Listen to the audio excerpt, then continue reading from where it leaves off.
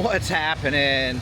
You are watching T-Mez TV. Made the long drive from Knoxville last night to Kokomo, Indiana, and it was a long haul. It's like a 900-mile round trip for me, but the weather typically is beating us, but the weather helped this whole thing work out because the Kokomo race rained out Friday and they pushed it on to Saturday, Sunday. So I wasn't even planning on running the midgets. So thanks to the weather, we're at Kokomo Speedway in Indiana racing with the USAC midgets, the national midgets. Other than that, same order as last night, just a slight change there with both divisions going to 4 heats tonight.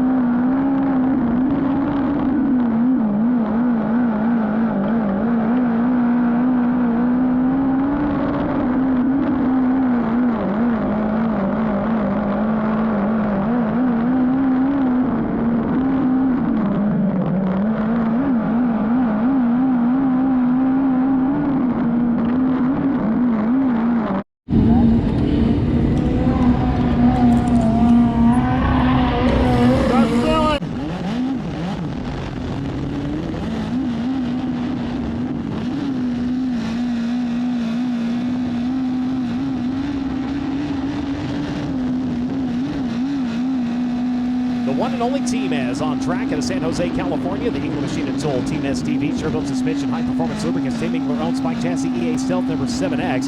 Thomas Meserol coming around on his opening lap, 14 quick at 13.470, 1.3470 seconds. Knoxville Raceway bound last night in the Kayleen Burville 0-1, 19th and 360 competition.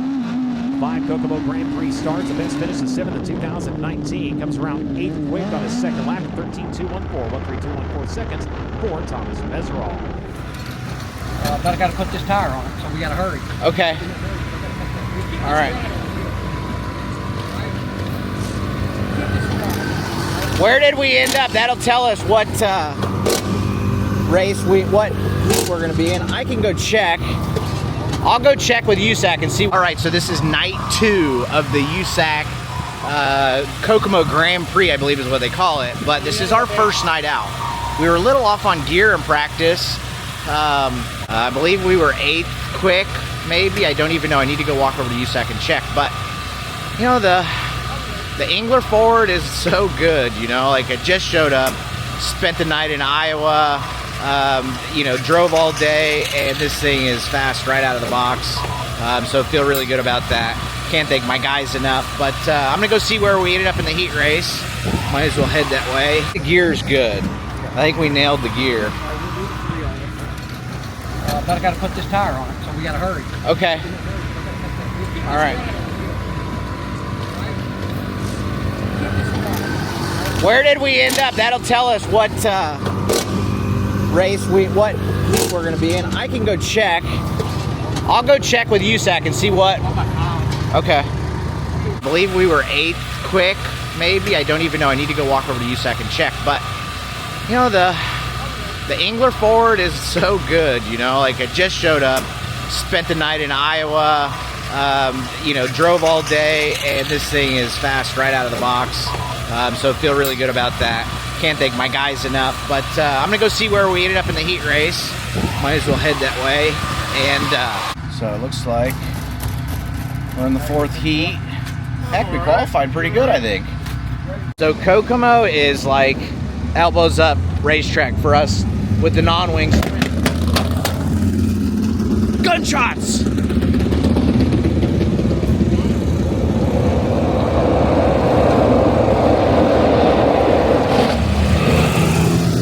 So Kokomo is known to be one of the sketchier tracks that the non-wing sprint cars and the midgets run. And it is. It's elbows up, on the fence, slide or die.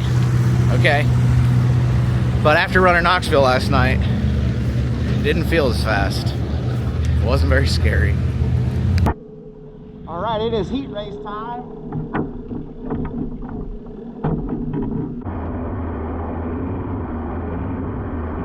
Going to bring it down to the drop of the green flag along with the 25 is Steve Buckwalter. We get after it at turns 1 and 2. Buckwalter going to take advantage of the outside. He'll jump out to the advantage. They roll onto the back straightaway.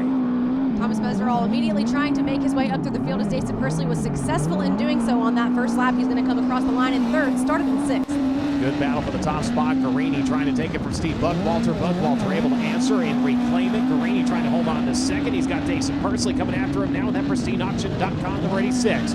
Down to the inside, rolls the 86, and up into the race lead goes Jason Persley.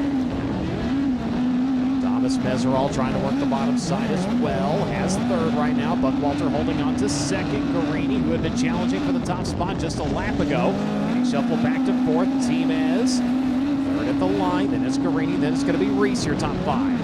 Buckwalter getting a challenge out of Thomas Meserol now. Thomas Meserol slides up to the left side of the 25 to Steve Buckwalter, but he persists. Comes out of the corner in turn number 4, still just a bit ahead. Steve Buckwalter trying to hold on, and that elite number 25 goes to the high side in turns 1 and 2. This time Team has a better run to the inside. He's going to take over the second spot. As they've been battling, though, Jason Persley has been pretty much just high-stepping it and running away to the halfway point. 5 in, 5 to go right now. It is Persley, Meserol, Buckwalter, Garini, Reese, and Bennett rounding out your field. 7 next, Thomas Meserol finally getting enough momentum on the top side of the racetrack to get around the 25 Steve Buckwalter, who now sits in a pretty comfortable third place. Frankie Garini, remember at the opening of this one, had gotten up there and tried to challenge and kind of settle back into that fourth spot.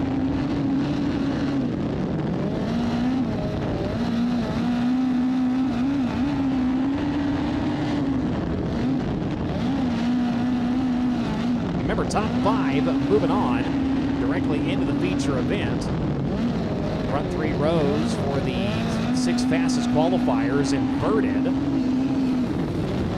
As Jason Persley just turned his quickest lap of the race, and the white flag is set to fly on him. Once again, we mentioned it last night during the team race as well, using that very interesting line in turns number 3 and 4, where he just barely hits the cushion in turn number 4 and then diamonds it down the racetrack immediately. And last night, he absolutely dominated, and well, he's doing it again to start things off tonight. 3.333 seconds last time. He comes around to the checkered flag, and he gets it done in Cookout Heat Race number 4. The sun is setting on another beautiful day here at the racetrack. And we just got done with the heat race. Car was really good. We went forward like I'm expected to do. I did my job, and Donnie's got to do his.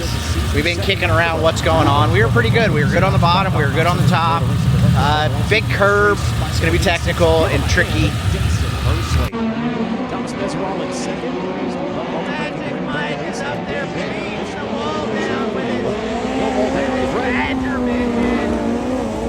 Heck of a weekend so far put together for the driver out of Locust Taking a look at the track so that I don't miss National Midget Championship. on where I need to race. Jason Persley talked about broke up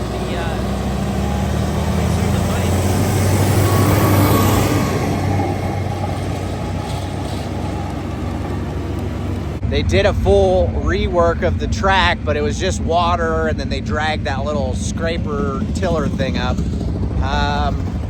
We snugged the car up, so hopefully we didn't make a mistake there.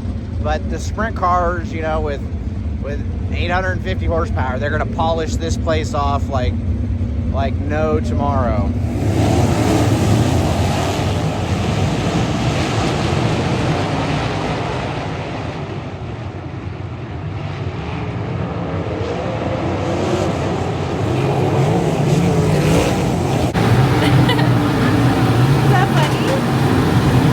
I missed you. Yes, I did. I missed you. The sprint cars are on the track, and I believe we start 11th. USAC does this. If you win your heat race, you get to start out of the top 6, so 7, 8, 9, and 10. and that put me, instead of starting 8th like we qualified, now I'm starting 11th. So the format is tough with USAC. They invert 6 in the heats, and I call it the lucky dog award. If you win a heat and you didn't qualify in the top 6, you get the lucky dog award and catch a few rows. So that hurt us tonight, but that's okay. Track looks really good, and I'm excited about being here at Kokomo. Hopefully you're excited about your day. Looks like it's go time. Yeah, the track looks a lot nicer than it did today.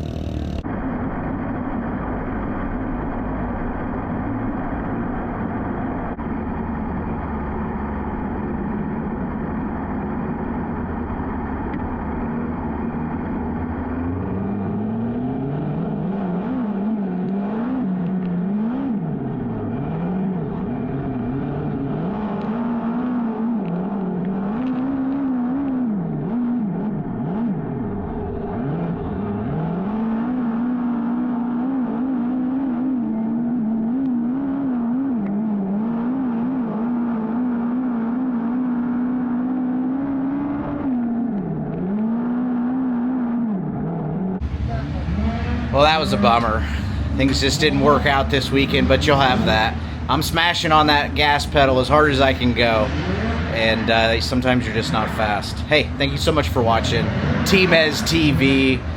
Still living my best life. You know, really hate this for Tim. We've been working so hard, and we weren't that great. I feel like they watered the track, and I was just too tight on the bottom, and I didn't have enough gear, and I could make all kinds of excuses, but it doesn't really matter.